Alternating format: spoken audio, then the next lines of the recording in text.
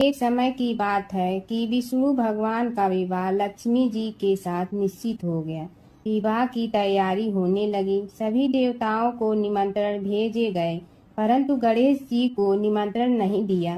कारण जो भी रहा हो, अब भगवान विष्णु की बारात जाने का समय आ गया। सभी देवता अपनी पत्नियों के साथ विवाह समारोह में आए। उन सब ने देखा कि गणेश जी कहीं दिखाई नहीं दे रहे हैं। तब वे आपस में चर्चा करने लगे कि क्या गणेश जी को कोई न्योता नहीं दिया है या स्वयं गणेश जी ही नहीं आए हैं। सभी को इस बात पर आश्चर्य होने लगा। तभी सब ने विचार किया कि विष्णु भगवान से ही इसका कारण पूछा जाए। विष्णु भगवान से पूछने पर उन्होंने कहा कि हमने गणेश जी के पिता भोलेनाथ महादेव को न्योता भेजा है। यदि गणेश जी अपने पिता के साथ आना चाहते हैं तो आ जाते। अलग से न्योता देने की कोई आवश्यकता भी नहीं थी। दूसरी बात यह है कि उनको 1.25 मन मूंग, 1.25 मन चावल, 1.25 मन घी और 1.25 मन लड्डू का भोजन दिन भर में चाहिए। यदि गणेश जी नहीं आएंगे तो कोई बात नहीं। दूसरे के घर जाकर इतना सारा खाना पीना अच्छा भी नहीं लगता। इतनी वार्ता कर ही रहे थे कि किसी एक ने सुझाव दिया, यदि गणेश जी आ भी जाए तो उनके द्वारपाल बनाकर बैठा देंगे कि आप घर की याद रखना। आप तो चूहे पर बैठकर धीरे धीरे चलोगे तो बारात से बहुत पीछे रह जाओगे। यह सुझाव भी सबको पसंद आ गया तो विष्णु भगवान ने भी अपनी सहमति दे दी। होना क्या था कि इतने में गणेश जी वहां आ पहुंचे और उन्हें समझा बुझाकर घर की रखवाली करने बैठा दिया गया।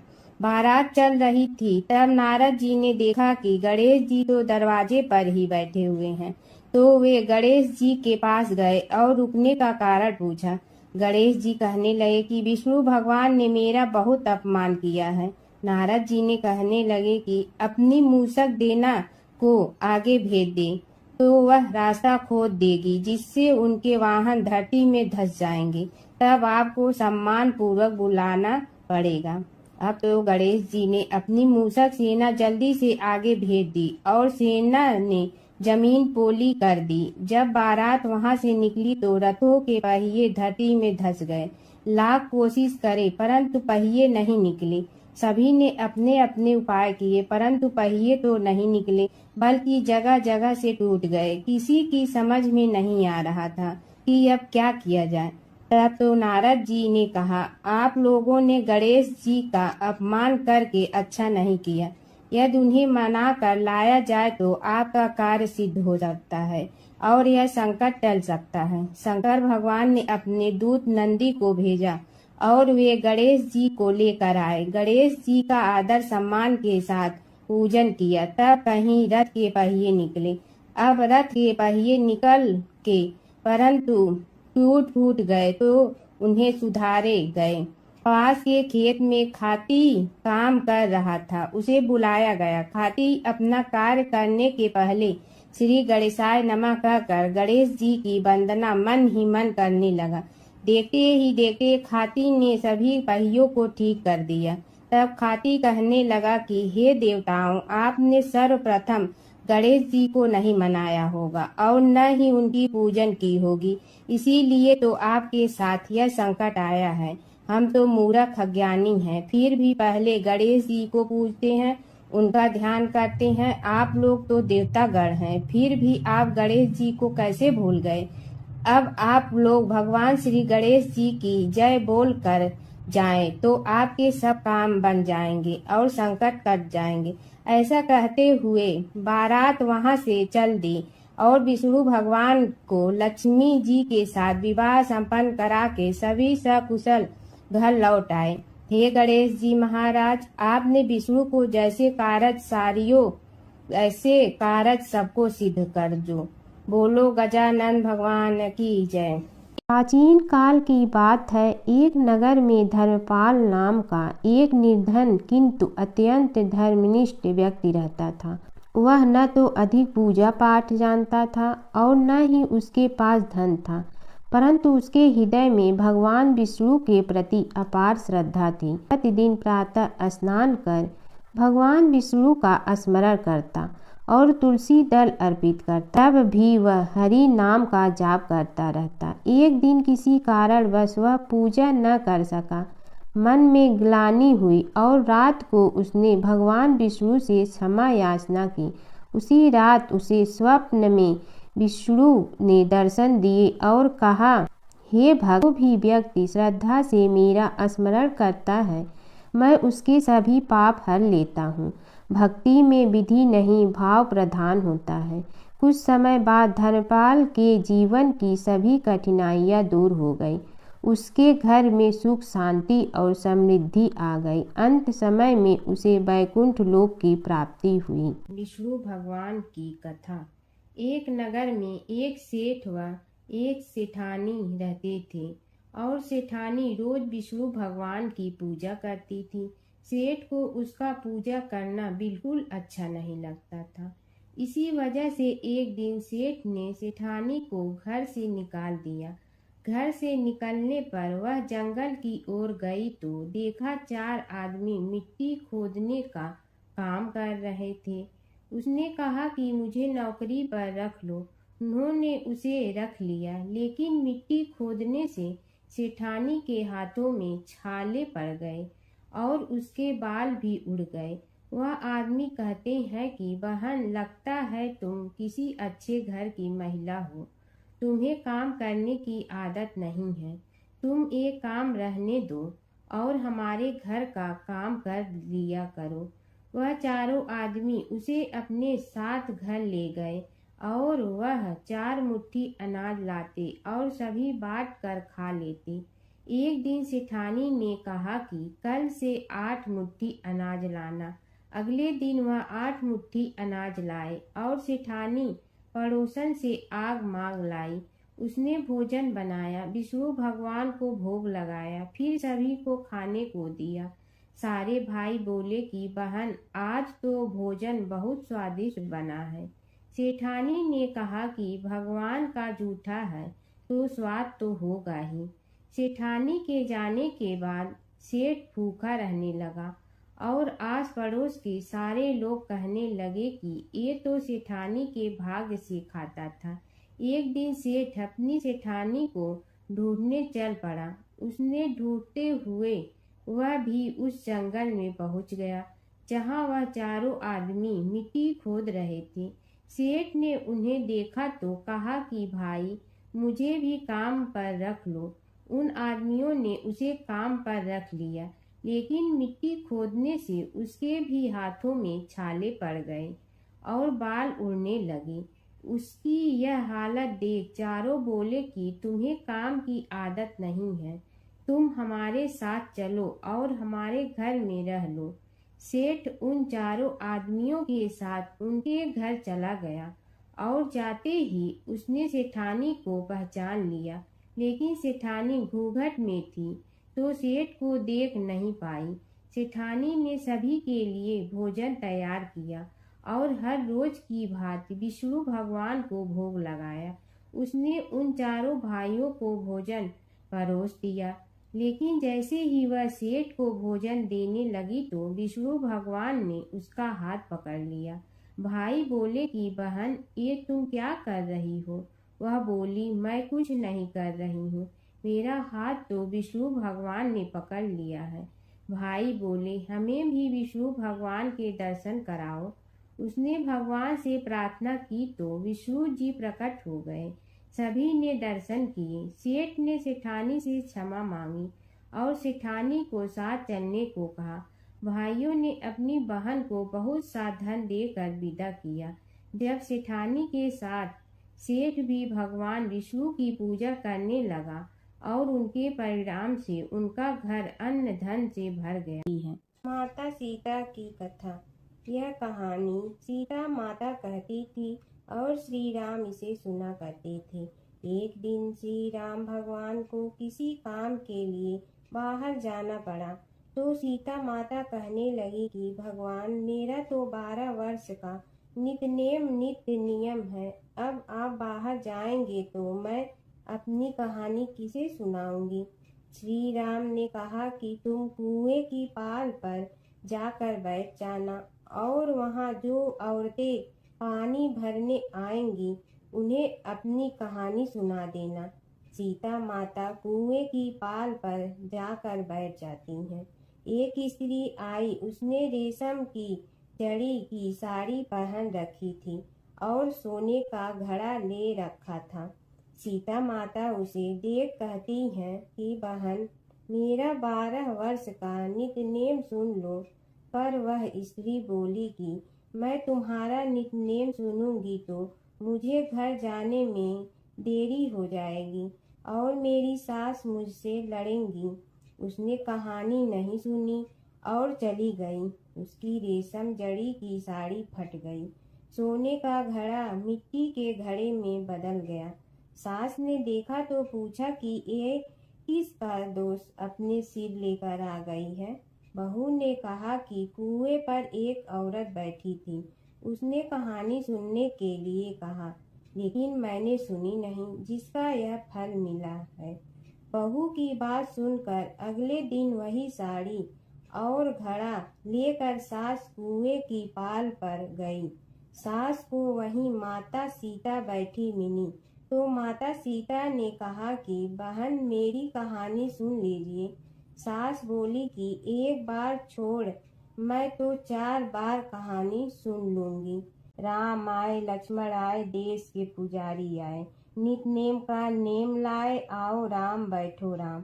तपी रसोई जियो राम, माखन मिश्री खाओ राम। दूध बतासा पियो राम, सूत के पल का मोठो राम। साल दुसाला पोठो राम, साल दुसाला ओढ़ो राम। जब बोलो जब राम ही राम, राम संवारे सबके काम। खाली घर भंडार भरेंगे, सबका बेड़ा पार करेंगे। श्री राम जय राम जय जय राम। सास बोली कि बहन, कहानी तो बहुत अच्छी लगी। कहानी सुनकर सास घर चली गई और उसकी साड़ी फिर से रेशम जड़ी की बन गई। मिट्टी का घड़ा फिर सोने के घड़े में बदल गया। बहू कहने लगी, सासू माँ, आपने ये सब कैसे किया? सास ने कहा कि बहू, तू दोष लगा के आई थी और मैं अब दोष उतार कर आ रही हूँ। बहू ने फिर पूछा कि वह कुएं वाली स्त्री कौन है? सास बोली कि वे सीता माता थी। वे पुराने से नया कर देती हैं, खाली घर में भंडार भर देती हैं। वह लक्ष्मी जी का वास घर में कर देती हैं। आदमी की जो भी इच्छा हो उसे पूरा कर देती हैं। बहू बोली कि ऐसी कहानी मुझे भी सुना दो। सास बोली कि ठीक है, तुम भी सुनो। और सास ने कहानी शुरू की। राम आए लक्ष्मण आए, देश के पुजारी आए, नित नेम का नेम लाए, आओ राम बैठो राम। तपी रसोई जियो राम, माखन मिश्री खाओ राम। दूध बतासा पियो राम, सूत के पल का मोठो राम। साल दुसाला पोठो राम, साल दुसाला ओढ़ो राम। जब बोलो जब राम ही राम, राम संवारे सबके काम। खाली घर भंडार भरेंगे, सबका बेड़ा पार करें। श्री राम जय जय राम। कहानी सुनकर बहू बोली कि कहानी तो बहुत अच्छी है। सास ने कहा कि ठीक है, इस कहानी को रोज कहा करेंगे। अब सास बहू रोज सवेरे उठती, नहाती धोती और पूजा करने के बाद नितनेम की सीता की कहानी कहती। एक दिन उनके यहाँ एक पड़ोस की औरत आई और बोली कि बहन, जरा सी आँच दे ना। तो वह बोली कि आज तो अभी हमने जलाई ही नहीं। पड़ोसन ने कहा कि तुम सुबह 4 बजे से उठकर क्या कर रही हो?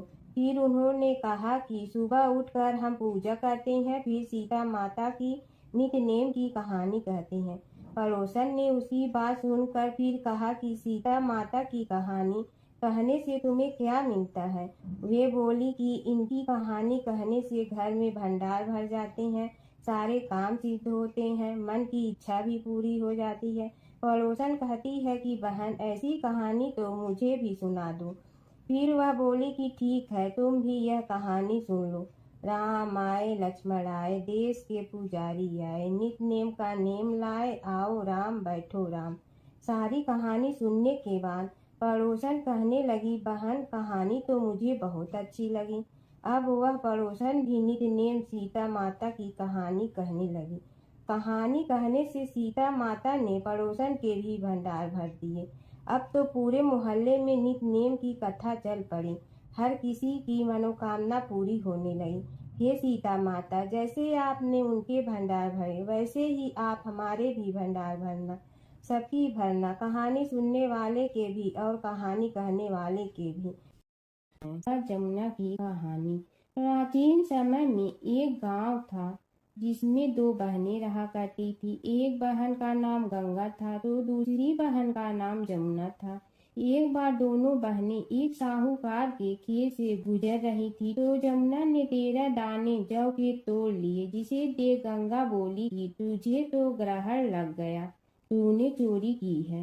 इस पर जमुना बोली कि अब मेरा ग्रहण कैसे धुलेगा। गंगा ने कहा कि तुझे 12 साल तक साहूकार के यहाँ नौकरी करनी पड़ेगी, तभी तेरा पाप धुलेगा और ग्रहण से मुक्ति मिलेगी। जमुना साहूकार के यहाँ नौकरी के लिए जाती है और अपने लिए काम मांगती है। साहूकार उसे काम पर रख लेता है, लेकिन काम करने से पहले जमुना उसे कहती है कि मैं सारे काम करूंगी लेकिन 4 काम नहीं करूंगी। जूठे बर्तन नहीं मांजूंगी, झाड़ू नहीं लगाऊंगी, बिस्तर नहीं बिछाऊंगी और दिया नहीं जलाऊंगी।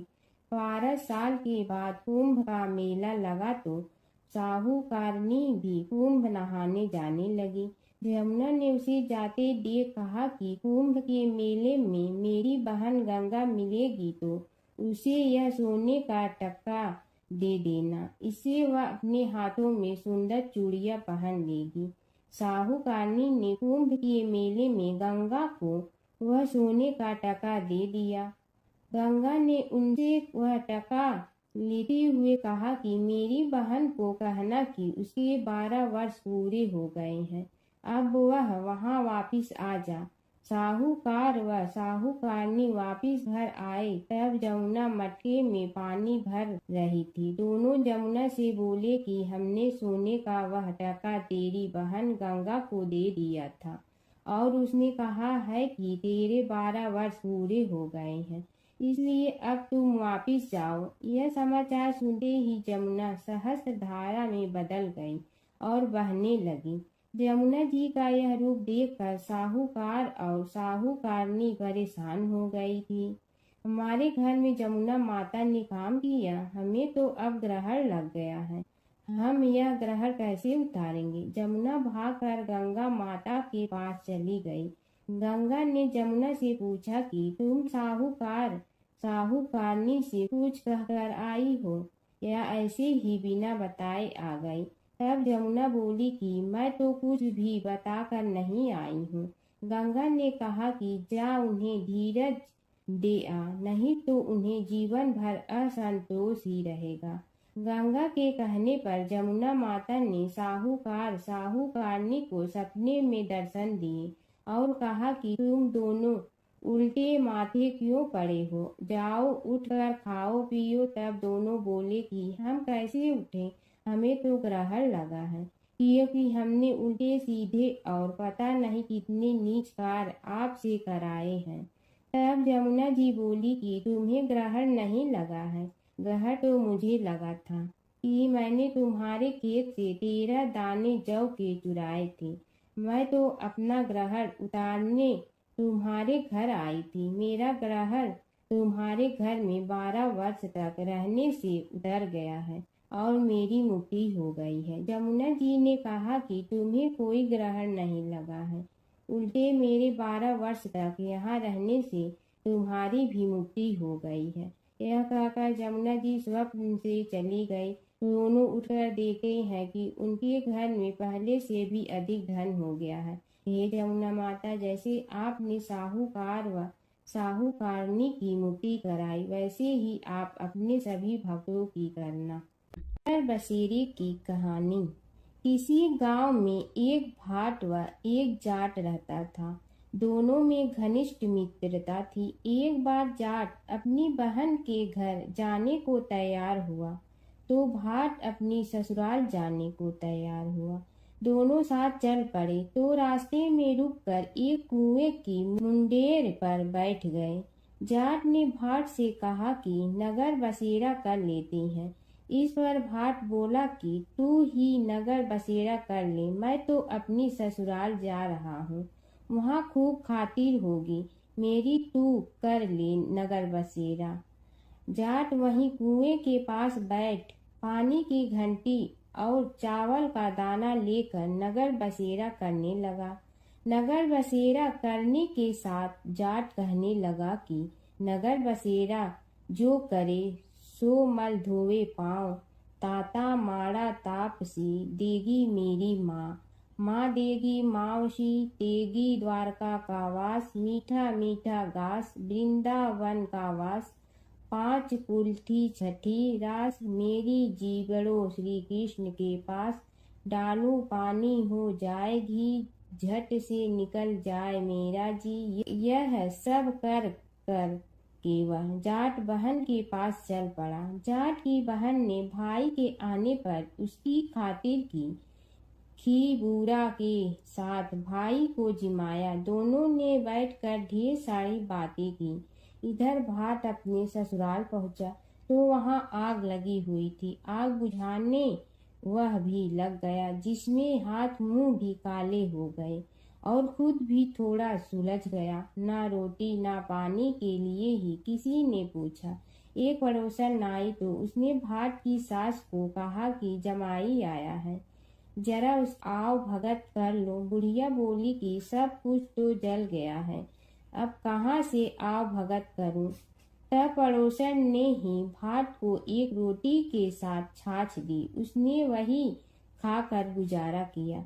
शाम को दोनों फिर घर की ओर चल पड़े और रास्ते में मिल गए और एक दूसरे का हाल पूछा। भाट बोला कि मेरी ससुराल में तो आग लगी हुई थी, आग बुझाते मैं खुद काला हो गया हूँ, ना रोटी मिली ना पानी। जाट बोला कि मेरी तो बहुत खातिर हुई।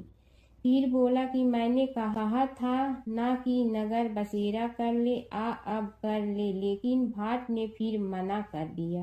कहने लगा कि चाहे रोटी दे या न दे, तेरी तो माँ है, दही चूरमा का पेड़ा धरा पाएगा। भाट ने फिर नगर बसेरा नहीं किया, जाट ने कर लिया। नगर बसेरा जो करे सो मल धोए पाँव, ताता माड़ा तापसी देगी मेरी माँ, माँ देगी मावशी देगी द्वारका का वास, मीठा मीठा घास वृंदावन का वास, 5 कुल्ठी छठी रास मेरा जीवड़ो श्री कृष्ण के पास, डालू पानी हो जाए घी झट से निकल जाए मेरा जी।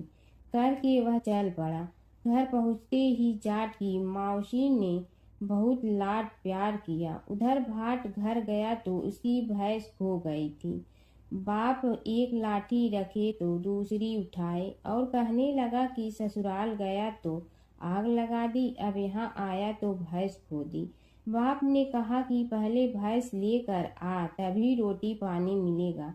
सारा दिन भाट भैंस ढूंढता रहा, लेकिन उसे भैंस नहीं मिली। जाट और भाट की मुलाकात फिर से बाजार में हो गई। जाट ने भाट के हाल चाल पूछे तो भाट बोला कि आते ही भैंस खो गई, बस उसी दिन से भैंस ढूंढ रहा हूँ। रोटियां का तो पूछो ही मत। जाट ने कहा कि मैंने तो पहले ही कहा था कि नगर बसेरा कर ले। जाट की बात सुनकर भाट बोला कि तेरे नगर बसेरे में इतनी ताकत है तो चल अब कर लेते हैं। दोनों ने बैठकर नगर बसेरा किया। नगर बसेरा जो करे सो मल धोवे पाँव, ताता माड़ा तापसी देगी मेरी माँ, माँ देगी मावशी देगी द्वारका का वास, मीठा मीठा घास वृंदावन का वास, 5 कुल्ठी छठी रास मेरा जीवड़ो श्री कृष्ण के पास, डालू पानी हो जाए घी झट से निकल जाए मेरा जी। दोनों के नगर बसेरा करने पर भाट जैसे ही आगे बढ़ा तो उसकी खोई भैंस मिल गई, जिसे लेकर घर पहुंचा। घर पहुंचते ही माँ ने कहा कि लड़के को आते ही घर से निकाल दिया, सारे दिन से ये भूखा प्यासा भटक रहा है। यह कहकर उसकी माँ ने उसको खूब खिलाया पिलाया। इस घटना के बाद सारे नगर में ढिंढोरा पिटवा गया कि कब कोई अपने पीहर या सास से आते जाते नगर बसेरा करें। जैसे भाट को नगर बसेरा करने का फल मिला, वैसे ही हर किसी को मिले। गणेश और बुढ़िया माई की कथा। एक बुढ़िया थी, वह बहुत ही गरीब और दृष्टिहीन थी। उसके एक बेटा और बहू थे। वह बुढ़िया सदैव गणेश जी की पूजा किया करती थी। एक दिन गणेश जी प्रकट होकर उस बुढ़िया से बोले, बुढ़िया माँ, तू जो चाहे सो मांग ले। बुढ़िया बोली, मुझे तो मांगना नहीं आता, कैसे और क्या मांगूं? तब गणेश जी बोले, अपने बहू बेटे से पूछ कर मांग ले। तब बुढ़िया ने अपने बेटे से कहा, गणेश जी कहते हैं तू कुछ मांग ले, बता मैं क्या मांगूं? पुत्र ने कहा, माँ तू धन मांग ले। बहू से पूछा तो बहू ने कहा, नाती मांग ले। तब बुढ़िया ने सोचा कि ये तो अपने अपने मतलब की बात कर रहे हैं।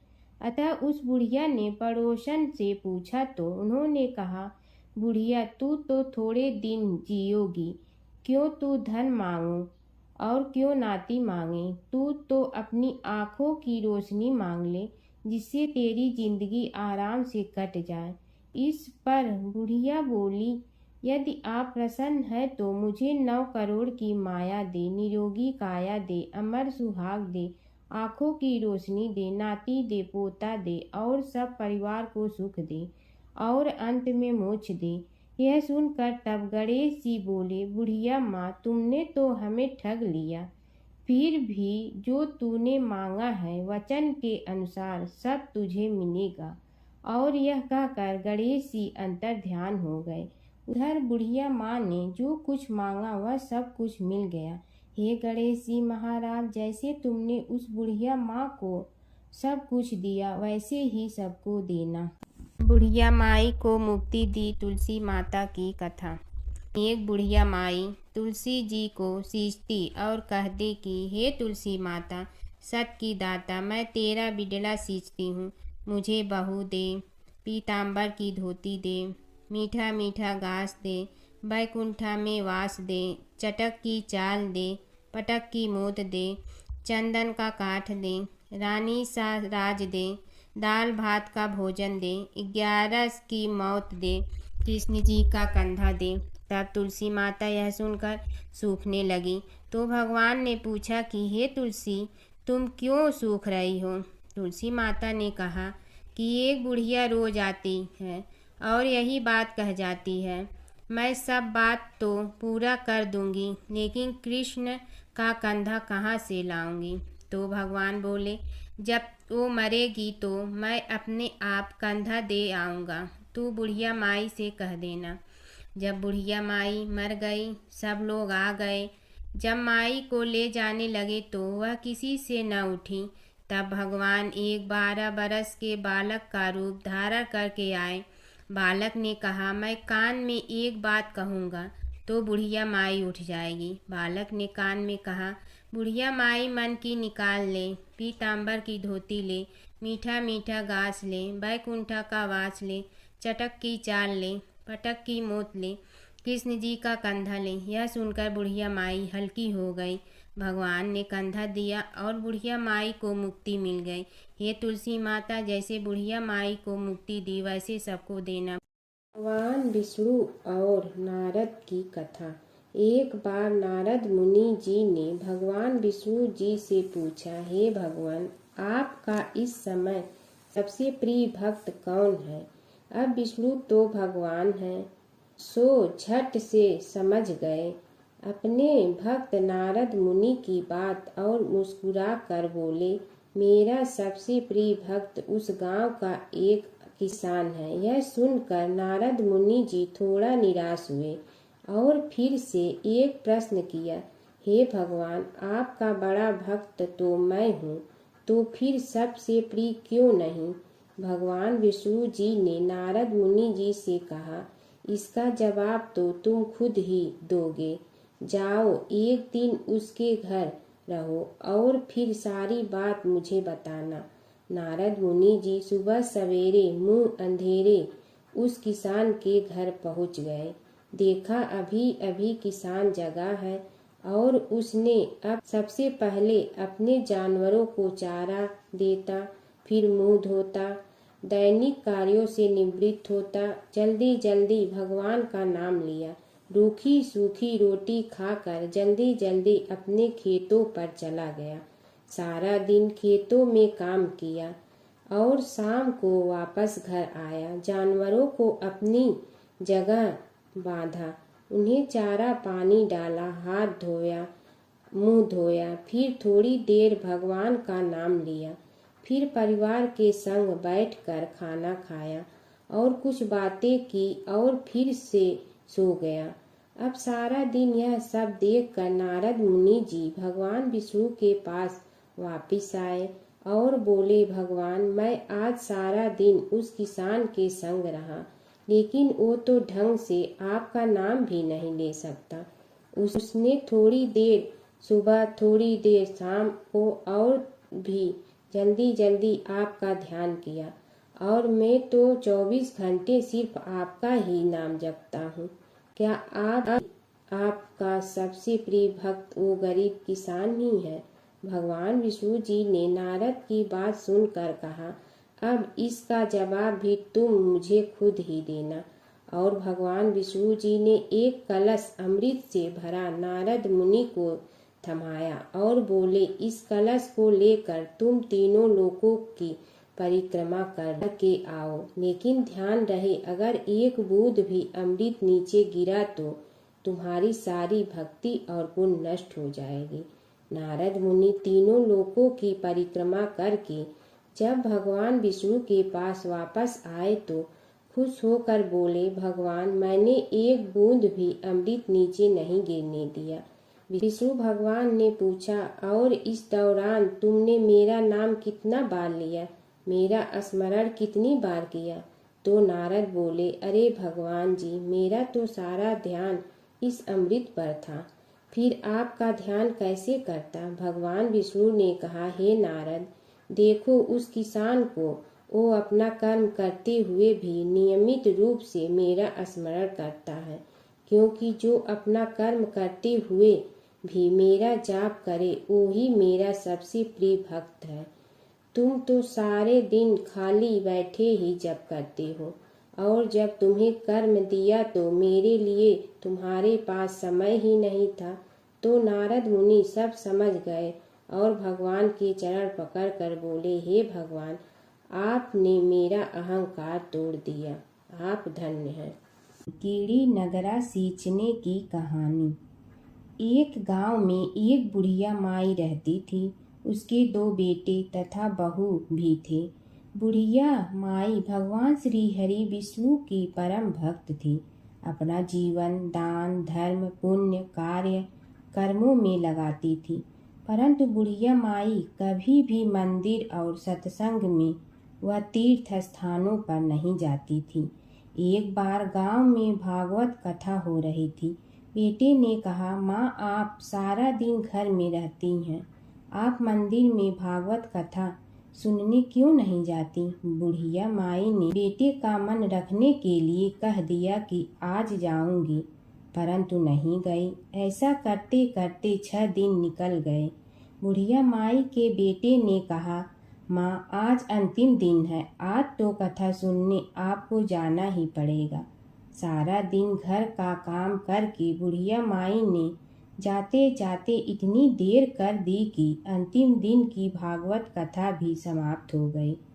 भगवान श्री हरि विष्णु सन्यासी का रूप धारण करके बुढ़िया माई के पास आए और बोले, बुढ़िया माई, तुम कहाँ जा रही हो? बुढ़िया माई ने कहा, मैं भागवत कथा सुनने जा रही हूँ। तब सन्यासी रूपधारी भगवान श्री हरि विष्णु ने कहा, अब इतनी देर से क्यों जा रही हो? वहाँ तो अब कथा समाप्त हो गई है, अब वहाँ जाकर क्या करोगी? बुढ़िया माई ने कहा, अब घर से निकली हूँ तो जाकर ही रहूंगी। सब सन्यासी रूपधारी भगवान श्री हरि विष्णु ने कहा कि अब कथा समाप्त हो गई, भक्त लोग भी अपने अपने घर चले गए, अब तुम वहाँ से क्या लाओगी? तो बुढ़िया माई बोली, कुछ नहीं तो मैं वहाँ से एक ईंट ही उठा लाऊंगी। तो सन्यासी रूपधारी भगवान श्री हरि विष्णु बोले, तुम वहाँ से मिट्टी की ईंट लाओगी, उसके बदले में मैं तुम्हें एक सोने की ईंट देता हूँ। बुढ़िया माई ने ईंट ले ली और घर की तरफ चल पड़ी और विचार करने लगी कि यदि यह ईंट मैं घर लेकर जाऊंगी तो बेटे बहू झगड़ने लगेंगे। इसीलिए घर के आंगन में बाहर ही बुढ़िया माई ने वह ईंट जमीन में गाड़ दी। परंतु अब बुढ़िया माई का ध्यान उस ईंट पर ही रहने लगा। खाने पीने घर के काम करने में सदैव बुढ़िया माई अपना ध्यान सोने की ईंट पर ही लगाई रखती। बेटे बहू ने पूछा, माँ पूरे दिन घर के आंगन में क्या करती रहती हो? तो बुढ़िया माई ने कहा, मैं आने जाने वाले को देखती रहती हूँ। एक दिन बुढ़िया माई मर गई। यमराज के दूत बुढ़िया माई को लेने आए। बुढ़िया माई को लेकर धर्मराज जी के पास पहुँचे और धर्मराज जी को सारी बात बतलाई। धर्मराज जी ने बुढ़िया माई को कुतिया की योनि दे दी और कुतिया उसी पेड़ के नीचे बैठी रहती। बुढ़िया माई की बहू ने कहा, इस कुतिया को यहाँ से भगाओ, नहीं तो यह बच्चों को काट जाएगी। तो उसके बेटे ने उसकी पीठ पर एक लकड़ी मारी और बुढ़िया माई मर गई और को सर्प की योनि मिली। आंगन में सर्प को देखकर बेटे बहू ने किसी को काट नहीं जाए इसी डर से मार दिया। फिर बुढ़िया माई मरकर धर्मराज जी के पास पहुंची। बुढ़िया माई कीड़ी का रूप धारण करके उस आंगन में कीड़ी नगरा बना लिया। आंगन में कीड़ी नगरा हो गया। घर वाले बहुत परेशान हुए। घर वाले भोजन भी नहीं बना रहे थे और मन ही मन होने का स्मरण करने लगे। तब भगवान श्री हरि विष्णु सन्यासी का रूप धारण करके आए और बोले कि कुछ खाने को दे दो। तो घरवाले ने कहा, महाराज हमारे खाने को भी कुछ नहीं बनाया क्योंकि हमारे घर में कीड़ी नगरा हो गया है। आप ही इसका कुछ उपाय बतलाइए। तब महाराज जी ने आंगन में खोदा और सोने की 28 निकाली और दोनों बेटों को दे दी और कहा, तुम्हारी माँ के नाम से दान पुण्य करना, धर्मशाला बनवाना, स्कूल बनवाना, प्याऊ लगवाना, गौशाला में गाय के चारे खाने की व्यवस्था करना। परंतु दोनों बेटे आपस में झगड़ने लगे कि तू दान कर, तू दान कर। किसी ने बुढ़िया माई के नाम से कोई दान नहीं किया और कीड़ी नगरा वहाँ उसी स्वरूप में स्थापित रहा। कुछ दिन बाद सन्यासी वापस आया और बुढ़िया माई के बेटों ने भगवान स्वरूपधारी सन्यासी महाराज से कहा कि हमारी घर की हालत वैसी की वैसी है, कीड़ी नगरा तो वैसे का वैसा ही है। तब साधु रूपधारी सन्यासी महाराज ने कहा, वह सोने के ईंट के टुकड़े लाओ और उन्हें बेचकर उनसे जो भी धन मिले उसे तुम्हारी माँ के नाम से दान पुण्य करो। इस कीड़ी नगरा पर शक्कर और आटा डालो। तुम ऐसा करोगे तो तुम्हारी माँ को मोक्ष प्राप्ति होगी। और उनके घर से कीड़ी नगरा चला गया। जो व्यक्ति प्रतिदिन सुबह प्रातः आटा और शक्कर कीड़ी नगरे पर डालता है वह सदैव धनवान, पुत्रवान, संपन्न, सुख शांति से जीवन यापन करता है। उसके घर में कभी कोई कष्ट नहीं आता है। उसका जीवन सदा सर्वदा आनंद से व्यतीत होता है। उसके परिवारजन उसे अत्यधिक स्नेह प्रदान करते हैं। कीड़ी नगरा प्रतिदिन सींचने से जुड़ी नगरी की कहानी सुनने से, दान पुण्य व धर्म कार्यों में रुचि लगाने से जीवन उत्तम हो जाता है। भगवान शिव और कृष्ण जी की कथा हिंदू धर्म में महत्वपूर्ण स्थान रखती है। ये कथाएं अक्सर एक दूसरे से जुड़ी हैं, जिनमें शिव को कृष्ण का भक्त और कृष्ण को शिव का आराध्य बताया गया है। पुराणों में शिव और कृष्ण के कई लीलाओं का वर्णन है। कृष्ण के दर्शन के लिए शिव का साधु वेश में गोकुल जाना। एक पौराणिक कथा के अनुसार भगवान शिव एक साधु का वेश धारण करके गोकुल में कृष्ण के दर्शन के लिए गए थे। मैया यशोदा ने उन्हें भिक्षा देने के लिए आई, लेकिन शिव ने कृष्ण के दर्शन के अलावा कुछ भी स्वीकार करने से इनकार कर दिया। यशोदा ने पहले तो मना कर दिया, लेकिन बाद में पूर्णमासी काकी के समझाने पर उन्होंने कृष्ण को साधु के सामने प्रकट किया। शिव ने कृष्ण के दर्शन किए और उनके चरणों की छाप छोड़कर चले गए। यशोदा और नंद राय समझ गए कि यह कोई साधारण साधु नहीं था, बल्कि कोई दिव्य पुरुष था। नारद मुनि का घमंड। एक बार नारद मुनि को अपने ज्ञान और भक्ति पर घमंड हो गया।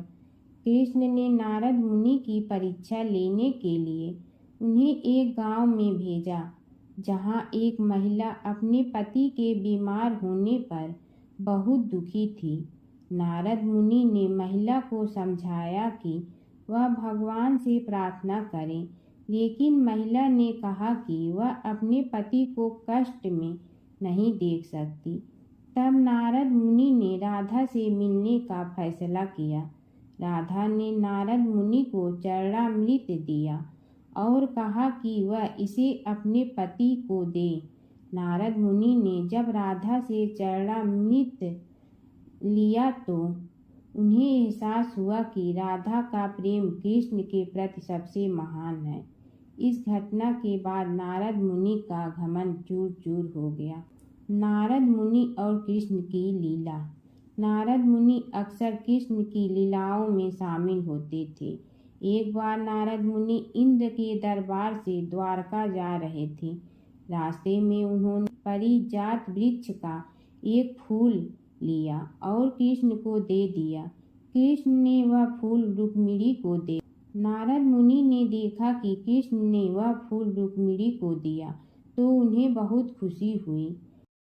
प्राचीन काल की बात है। नैमिषारण्य क्षेत्र में ऋषि, महर्षि और साधु संतों का समाज जुड़ा था।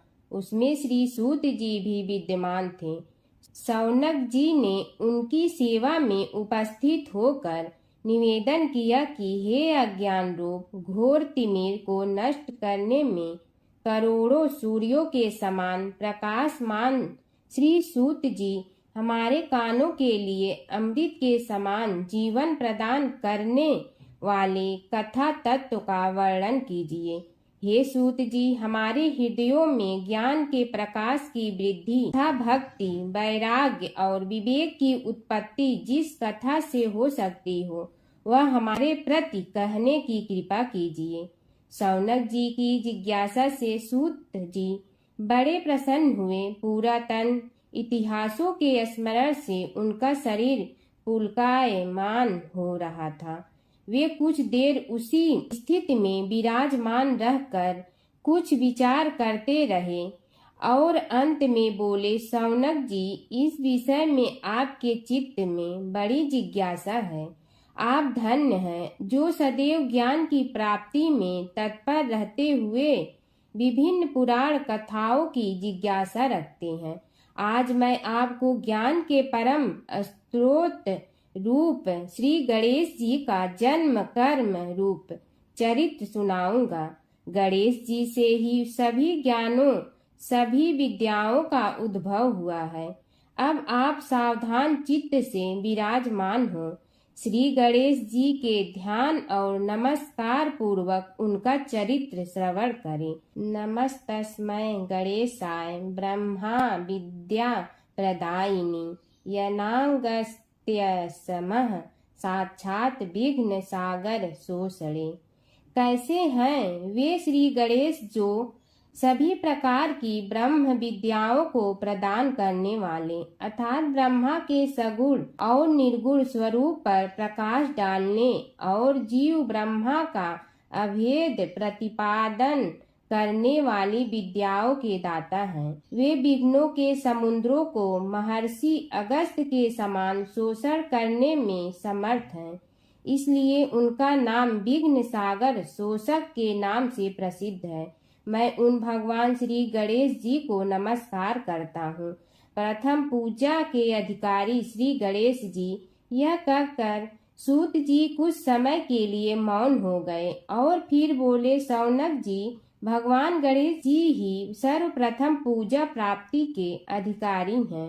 किसी भी देवता की पूजा करो, पहले उनकी पूजा करो। शौनक जी ने निवेदन किया, हे भगवान, हे सूत, सर्वप्रथम यह बताने की कृपा कीजिए कि गणेश जी को प्रथम पूजा का अधिकार किस प्रकार प्राप्त हुआ। इस विषय में मेरी बुद्धि मोह को प्राप्त हो रही है कि सृष्टि रचयिता ब्रह्मा जी, पालन करता भगवान नारायण और संहार करता शिव जी में से किसी को प्रथम पूजा का अधिकारी क्यों नहीं माना गया। यह त्रिदेव ही तो सबसे बड़ा देवता माने जाते हैं। सूत जी ने कहा, शौनक जी, यह भी एक रहस्य ही है। देखो, अधिकार मांगने से नहीं मिलता, इसके लिए योग्यता होनी चाहिए।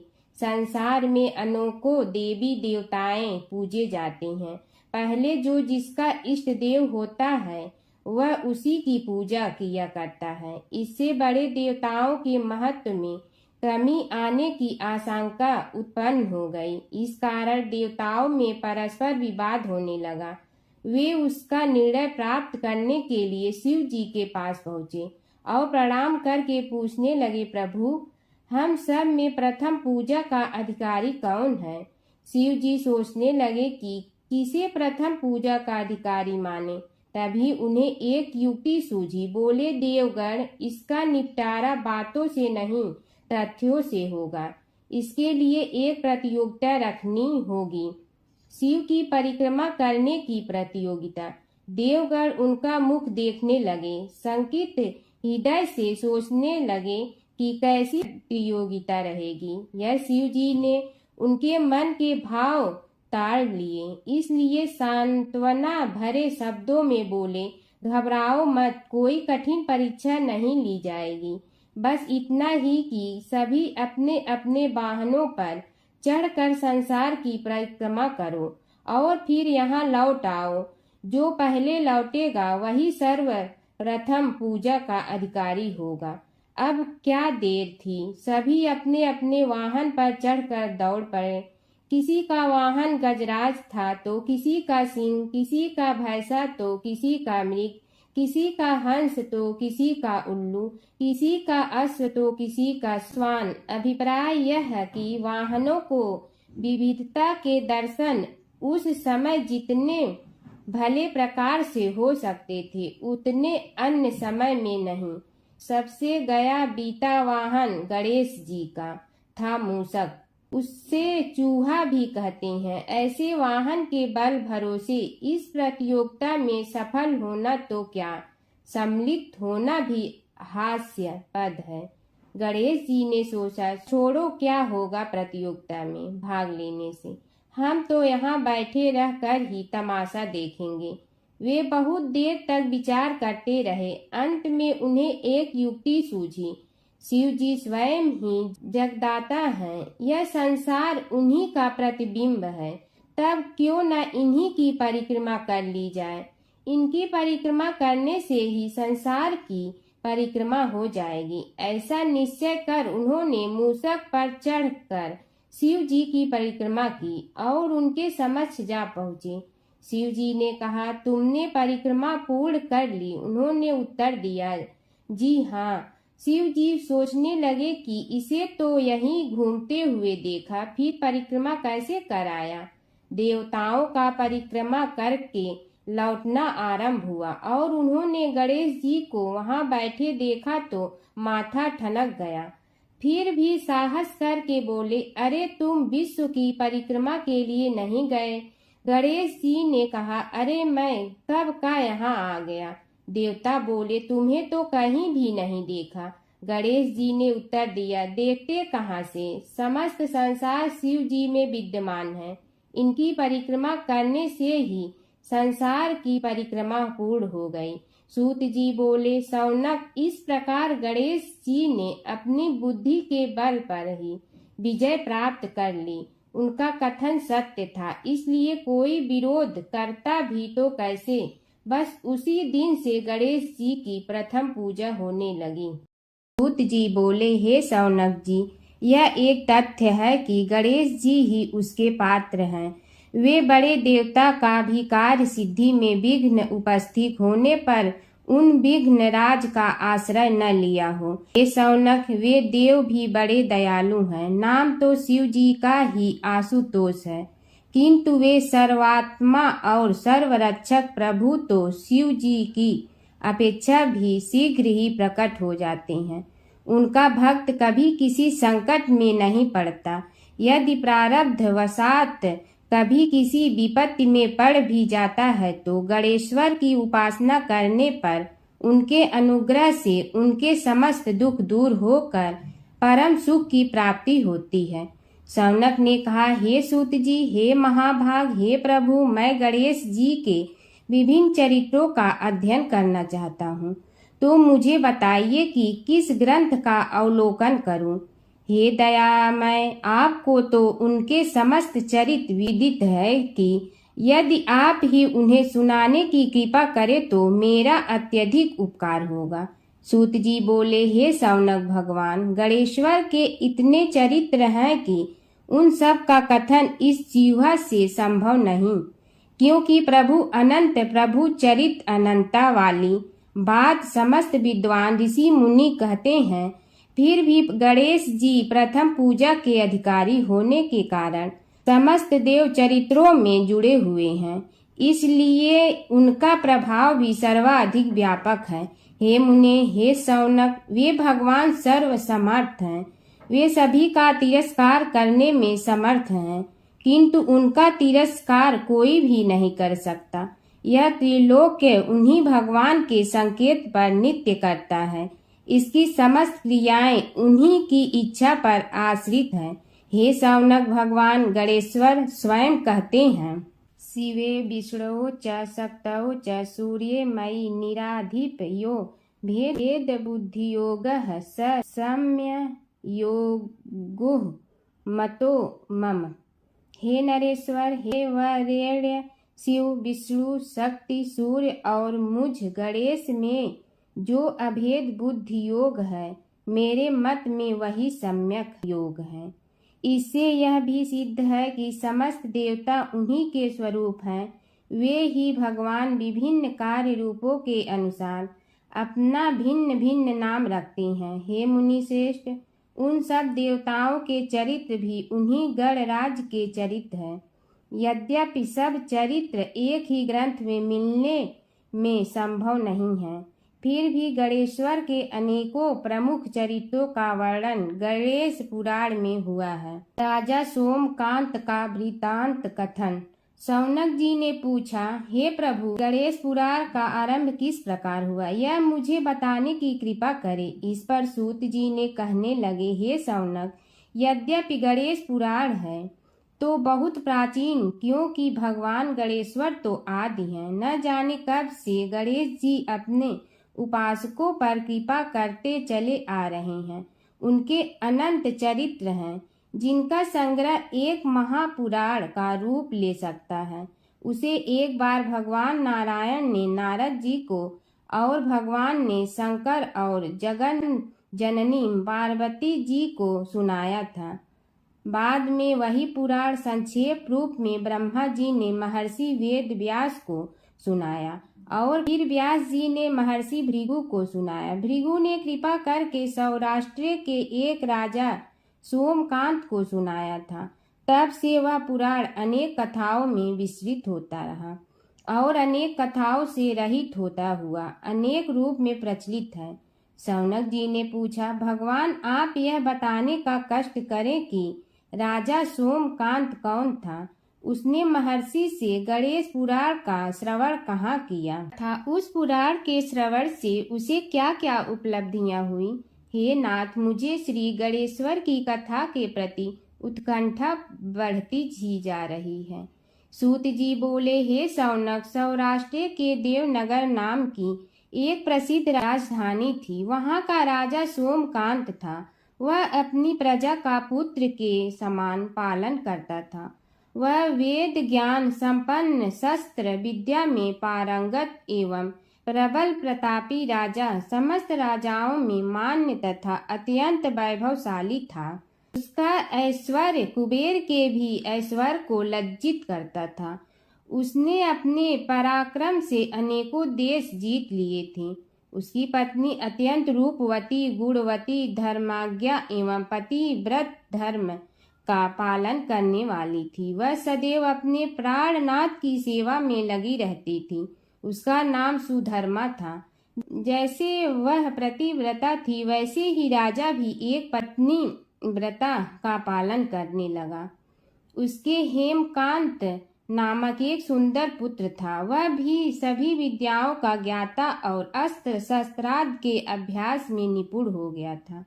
यह सभी श्रेष्ठ लक्षणों से संपन्न सद्गुणी एवं प्रजा जनों के हितों का अत्यंत पोषक था। इस प्रकार राजा सोमकांत स्त्री पुत्र पशुवाहन राज्य एवं प्रतिष्ठा आदि से सब प्रकार सुखी था। उससे दुख तो था ही नहीं।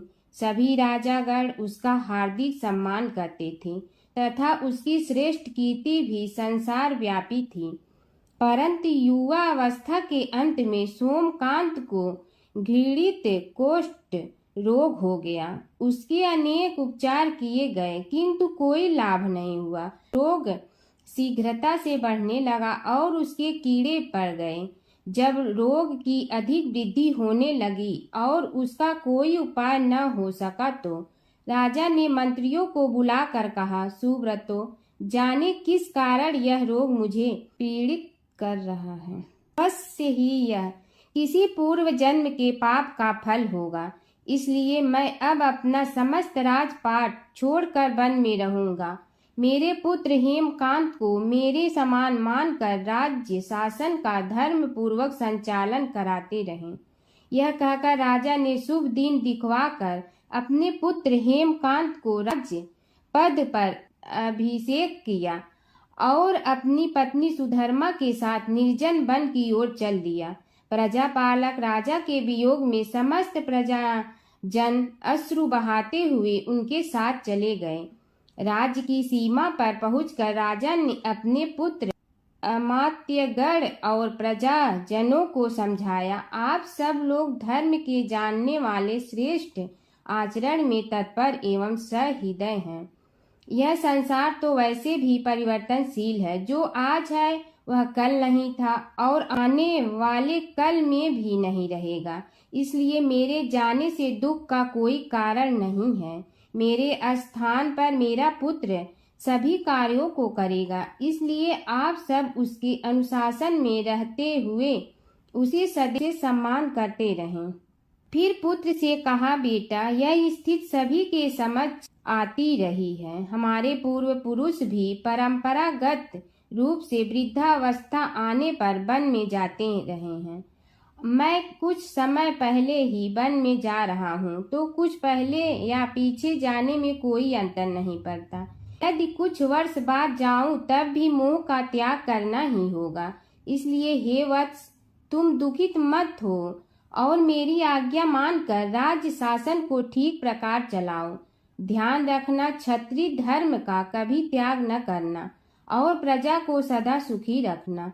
इस प्रकार राजा सोमकांत ने सभी को समझा बुझाकर वहां से वापस लौट आया और स्वयं अपनी पतिव्रता भार्या के साथ वन में प्रवेश किया। पुत्र हेमकांत के आग्रह से उसने सुबल और ज्ञान गम्य नामक 2 आत्माओं को भी साथ ले लिया। उन सब ने एक समतल एवं सुंदर स्थान देखकर वहां विश्राम किया। तभी उन्हें एक मुनि कुमार दिखाई दिया। राजा ने उससे पूछा, तुम कौन हो, कहाँ रहते हो? यदि उचित समझो तो मुझे बताओ। मुनि बालक ने कोमल बाड़ी में कहा, मैं महर्षि भृगु का पुत्र हूँ। मेरा नाम च्यवन है। हमारा आश्रम निकट में ही है। अब आप भी अपना परिचय दीजिए। राजा ने कहा, मुनि कुमार, आपका परिचय पाकर मुझे बड़ी प्रसन्नता हुई। मैं सौराष्ट्र के देवनगर नामक राज्य का अधिपति रहा हूँ। अब अपने पुत्र को राज्य देकर मैंने अरण्य की शरण ली है। मुझे कुष्ठ रोग अत्यंत पीड़ित किए हुए हैं। उसकी निवृत्ति का कोई उपाय करने वाला हो तो कृपा कर मुझे बताइए। मुनि कुमार ने कहा, मैं अपने पिताजी से अपना वृतांत कहता हूँ, फिर वे जैसा कहेंगे आपको बताऊंगा। यह कहकर मुनि बालक चला गया और कुछ देर में ही आकर बोला, राजन, मैंने आपका वृतांत अपने पिताजी को बताया। उनकी आज्ञा हुई है कि आप सब मेरे साथ आश्रम में चलकर उनसे भेंट करें, तभी आपके रोग के विषय में भी विचार किया जाएगा। राजा सोमकांत के पूर्व जन्म का वृत्तांत भृगु द्वारा वर्णन। राजा अपनी पत्नी और अमात्यों के सहित च्यवन के साथ साथ भृगु आश्रम में जा पहुंचा और उन्हें प्रणाम कर बोला, हे भगवान, हे महर्षि, मैं आपकी शरण हूँ, आप मुझ कुष्ठी पर कृपा कीजिए। महर्षि बोले, राजन, यह तुम्हारे किसी पूर्व जन्म कृत पाप का ही उदय हो गया है। इसका उपाय मैं विचार करके बताऊंगा।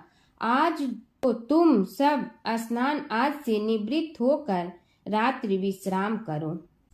महर्षि की आज्ञा अनुसार सबने स्नान भोजन आदि के उपरांत रात्रि व्यतीत की और प्रातः काल स्नान आदि नित्य कर्मों से निवृत्त होकर महर्षि की सेवा में उपस्थित हुए। महर्षि ने कहा, राजन, मैंने तुम्हारे पूर्व जन्म का वृतांत जान लिया हूँ और यह भी विदित कर लिया है कि किस पाप के फल से तुम्हें इस रोग की प्राप्ति हुई है। यदि तुम चाहो तो उसे सुना दूं। राजा ने हाथ जोड़कर निवेदन किया, बड़ी कृपा होगी मुनिनाथ, मैं उसे सुनने के लिए उत्कंठित हूँ। महर्षि ने कहा, तुम पूर्व जन्म में एक धनवान वैश्य के लाडले पुत्र थे। वह वैश्य विंध्याचल के निकट कौलहार नामक ग्राम में निवास करता था। उसकी पत्नी का नाम सुलोचना था। तुम उसी वैश्य दंपत के पुत्र हुए। तुम्हारा नाम कामद था। तुम्हारा लालन पालन बड़े लाड चाव से हुआ। उन्होंने तुम्हारा विवाह एक अत्यंत सुंदरी वैश्य कन्या से कर दिया था, जिसका नाम कुटुम्बिनी था। यद्यप तुम्हारी भार्या सुशीला थी और तुम्हें सदैव धर्म में निरत देखना चाहती थी, किंतु तुम्हारा स्वभाव वासनांध होने के कारण दिन प्रतिदिन उज्जवल होता जा रहा था।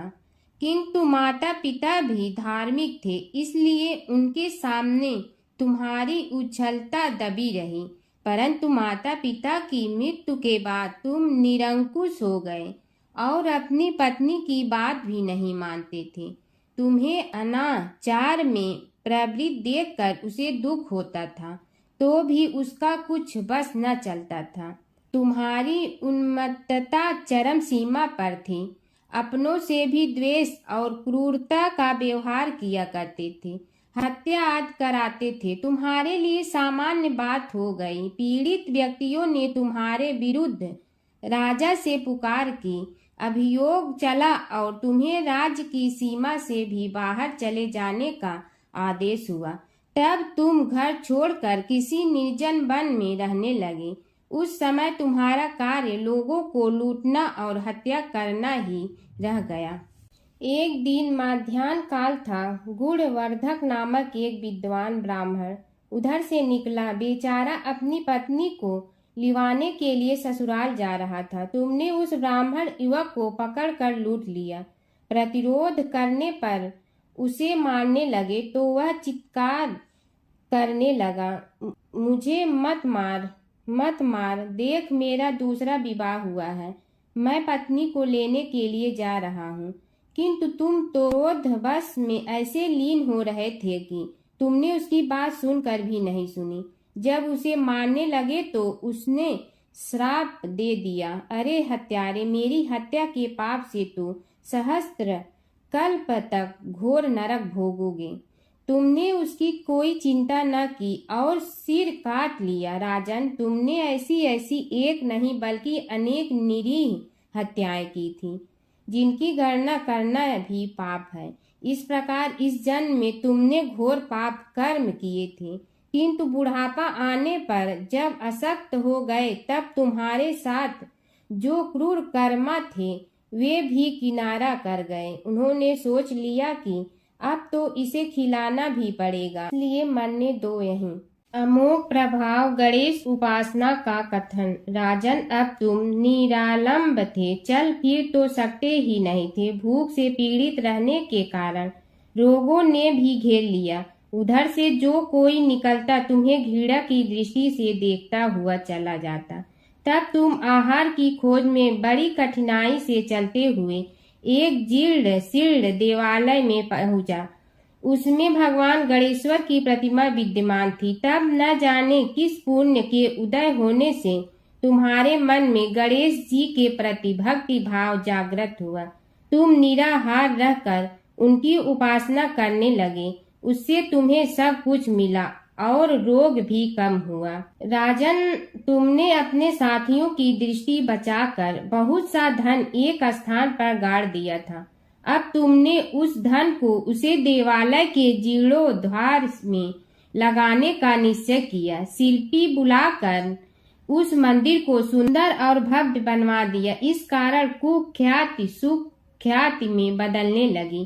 फिर यथा समय तुम्हारी मृत्यु हुई। यमदूतों ने पकड़कर तुम्हें यमराज के समक्ष उपस्थित किया। यमराज तुमसे बोले, जीव, तुमने पाप और पुण्य दोनों ही किए हैं और दोनों का ही भोग तुम्हें भोगना है। किंतु पहले पाप का फल भोगना चाहते हो पुण्य का? इसके उत्तर में तुमने प्रथम अपने पुण्य कर्मों के भोग की इच्छा प्रकट की और इसीलिए उन्होंने तुम्हें राजकुल में जन्म लेने के लिए भेज दिया। पूर्व जन्म में तुमने भगवान गणाध्यक्ष का सुंदर एवं भव्य मंदिर बनवाया था, इसलिए तुम्हें सुंदर देह की प्राप्ति हुई। यह कहकर महर्षि भृगु कुछ रुके। उन्होंने देखा कि राजा को इस वृतांत पर शंका हो रही है। तभी महर्षि के शरीर में असंख्य विकराल पक्षी उत्पन्न होकर राजा की ओर झपटे। उनकी चोंच बड़ी तीक्ष्ण थी, जिनसे वे राजा के शरीर को नोच नोच कर खाने लगे। उसके कारण उत्पन्न असहनीय पीड़ा से व्याकुल हुए राजा ने महर्षि के समक्ष हाथ जोड़कर निवेदन किया, प्रभु, आपका आश्रम तो समस्त द्वेष आदि से परे है और यहाँ मैं आपकी शरण में बैठा हूँ। तब यह पक्षी मुझे आकर ही क्यों पीड़ित कर रहे हैं? हे मुनिनाथ, इनसे मेरी रक्षा कीजिए। महर्षि ने राजा के अंतर्वचन सुनकर सांत्वना देते हुए कहा, राजन, तुमने मेरे वचनों में शंका की थी और जो मुझ सत्यवादी के कथन में शंका करते हैं उसे खाने के लिए मेरे शरीर से इसी प्रकार पक्षी प्रकट हो जाते हैं, जो कि मेरे हुंकार करने पर भस्म हो जाया करते हैं। यह कर महर्षि ने हुंकार की और तभी वे समस्त पक्षी भस्म हो गए। राजा श्रद्धावनत होकर उनके समक्ष अश्रुपात करता हुआ बोला, प्रभु, अब आप पाप से मुक्त होने का उपाय कीजिए। महर्षि ने कुछ विचार कर कहा, राजन, तुम पर भगवान गणेश्वर की कृपा सहज रूप से है और वे ही प्रभु तुम्हारे पापों को भी दूर करने में समर्थ हैं। इसलिए तुम उनके पाप नाशक चरित्रों का श्रवण करो। गणेश पुराण में उनके चरित्रों का भले प्रकार वर्णन हुआ है, अतएव तुम श्रद्धा भक्ति पूर्वक उसी को सुनने में चित्त लगाओ। राजा ने प्रार्थना की, महामुनि, मैंने गणेश पुराण का नाम भी आज तक नहीं सुना, तो उनके सुनने का सौभाग्य कैसे प्राप्त कर सकूंगा? हे नाथ, आपसे अधिक ज्ञानी और प्रकांड विद्वान और कौन हो सकता है? आप ही मुझ पर कृपा कीजिए। महर्षि ने राजा की दीनता देखकर उसके शरीर पर अपने कमंडल का मंत्रपूत जल छिड़का। तभी राजा को एक छींक आई और नासिका से एक अत्यंत छोटा काले वर्ण का पुरुष बाहर निकल आया। देखते देखते वह बढ़ गया। उसके भयंकर रूप को देखकर राजा कुछ भयभीत हुआ, किंतु समस्त आश्रमवासी वहां से भाग गए। वह पुरुष महर्षि के समक्ष हाथ जोड़कर खड़ा हो गया। उन्हें उसकी ओर देखा और कुछ उच्च स्वर में बोले, तू कौन है, क्या चाहता है? वह बोला, मैं साक्षात पाप हूँ। समस्त पापियों के शरीर में मेरा निवास है। आपके मंत्रपूत जल के स्पर्श से मुझे विवश होकर राजा के शरीर से बाहर निकलना पड़ा है। अब मुझे बड़ी भूख लगी है, बताइए क्या खाऊं और कहाँ रहूं? महर्षि बोले, तू उस आम के अवकाश स्थान में निवास कर और उसी वृक्ष के पत्ते खाकर जीवन निर्वाह कर। यह सुनते ही वह पुरुष आम के वृक्ष के पास पहुंचा, किंतु उसके स्पर्श मात्र से वह वृक्ष जलकर भस्म हो गया। फिर जब पाप पुरुष को रहने के लिए कोई स्थान दिखाई न दिया तो वह भी अंतर्हित हो गया। हर व्रत कथा के साथ पढ़ी और सुनी जाने वाली लपसी तपसी की यह कहानी। एक लपसी था, एक तपसी था। तपसी हमेशा भगवान की तपस्या में लीन रहता था। लपसी रोजाना सवा सेर की लपसी बनाकर भगवान का भोग लगाकर जीम लेता था। एक दिन दोनों लड़ने लगे। तपसी बोला, मैं रोज भगवान की तपस्या करता हूँ, इसलिए मैं बड़ा हूँ। लपसी बोला, मैं रोज भगवान को सवा सेर लपसी का भोग लगाता हूँ, इसलिए मैं बड़ा हूँ। नारद जी वहाँ से गुजर रहे थे। दोनों को लड़ता देखकर उनसे पूछा कि तुम क्यों लड़ रहे हो। तपसी ने खुद के बड़ा होने का कारण बताया और लपसी ने अपना कारण बताया। नारद जी बोले, तुम्हारा फैसला मैं करूँगा। दूसरे दिन लपसी और तपसी नहाकर अपनी रोज की भक्ति करने आए तो नारद जी ने छुपकर 1.25 करोड़ की एक एक अंगूठी उन दोनों के आगे रख दी। तपसी की नज़र उस अंगूठी पर पड़ी जो उसने चुपचाप अंगूठी उठाकर अपने नीचे दबा ली। तब लपसी की नज़र अंगूठी पर पड़ी, लेकिन उसने ध्यान नहीं दिया। भगवान को भोग लगाकर लपसी खाना खाने लगा। नारद जी सामने आए तो दोनों ने पूछा कि कौन बड़ा, तो नारद जी ने तपसी से खड़ा होने को कहा। वो खड़ा हुआ तो उसने नीचे दबी अंगूठी दिखाई पड़ी। नारद जी ने लपसी से कहा, तपस्या करने के बाद भी तुम्हारी चोरी करने की आदत नहीं गई, इसलिए लपसी बड़ा है और तुम्हें तुम्हारी तपस्या का कोई फल भी नहीं मिलेगा। तपसी शर्मिंदा होकर माफ़ी मांगने लगा। उसने नारद जी से पूछा, मुझे मेरी तपस्या का फल कैसे मिलेगा। नारद जी ने कहा, यदि कोई गाय और कुत्ते की रोटी नहीं बनाएगा तो फल तुम्हें मिलेगा। यदि कोई ब्राह्मण को भोजन करवा कर दक्षिणा नहीं देगा तो फल तुम्हें मिलेगा। यदि कोई साड़ी के साथ ब्लाउज नहीं देगा तो फल तुझे मिलेगा। यदि कोई दिए से दिया जलाएगा तो फल तुम्हें मिलेगा।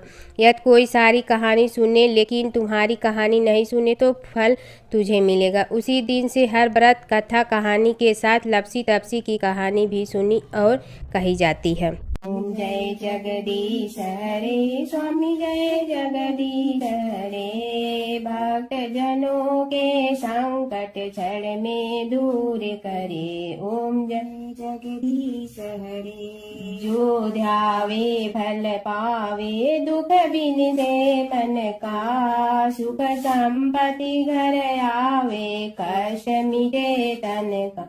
ओम जय जगदीश हरे। मात पिता तुम मेरे, शरण कहूँ किसकी। तुम विनय और न दूजा, आस करूँ जिसकी। ओम जय जगदीश हरे।